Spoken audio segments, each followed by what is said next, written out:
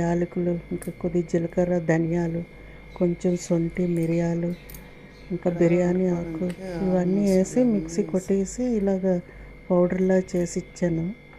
ఇంకా చల్లారుతుందని పల్లీలు వేసానండి. జల్లించేసి పొడిలా చేసి మెత్తగా బాటిల్లోకి వేసి ఇచ్చాను. వాడుకుంటాడు కదా అని.